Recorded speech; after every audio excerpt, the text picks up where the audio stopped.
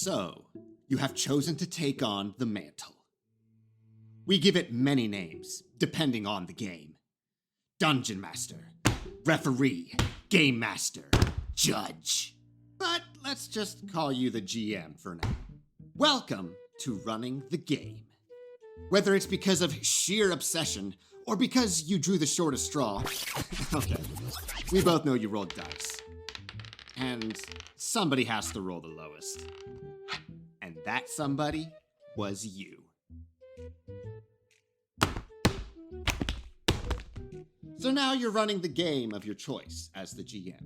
Also known as Game Master, also known as Dungeon Master, also known as... You know what? You get it. You're probably planning the upcoming game right now. Or you're thinking about planning the upcoming game. Or you're thinking about planning the upcoming game. Well, here's some options. You could use a pre-made, pre-packaged adventure, officially licensed by your tabletop company of choice, in a perfectly convenient 8.5 by 11-inch book that takes up half your table space. And what? No, I'm not complaining or anything. Or maybe you could run a little one-shot, just enough to dip your toe in, just to say that you did it. Nice. Or maybe you're already working on a... Wait a minute. What are you... Oh, no. No, you're not gonna... No! No, not OC! Not homebrew! Are you crazy? Are you insane? How are you possibly gonna... How can you absolutely prepare for such a... You'll be fine.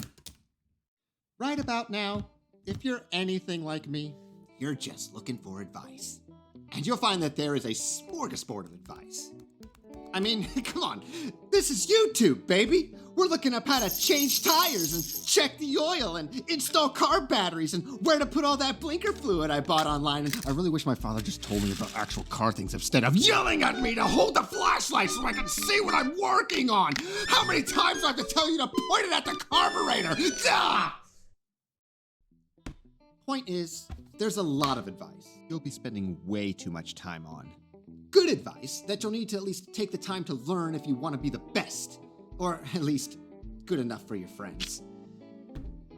But before you marathon every YouTuber with a red D20 in their thumbnail, let me leave you with my best piece of advice. A rule, if you will, that I remind myself every time I run these games. That rule is this. Make your players feel important. But what about my story? Nah. But how am I gonna get them to do the... It doesn't really matter. What matters is that the people sitting around you or listening on the Discord call as you and ah your way through their ridiculous shenanigans is that they feel like they're being heard. Because every player wants to matter. They want their choices to matter. It's the reason why we play this game of plastic dice and paper pretend. To feel like we, or the characters, matter in this make-believe world of yours. You are a game master, but really that's not a good description. Mastering the game is but a fraction of your duties at the table. What you really are is a servant.